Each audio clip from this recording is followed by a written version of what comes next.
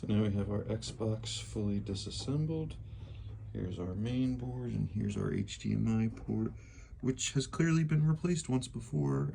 Doesn't look like they did a bad job at all, you know, from what I can see just looking at it, not under the microscope.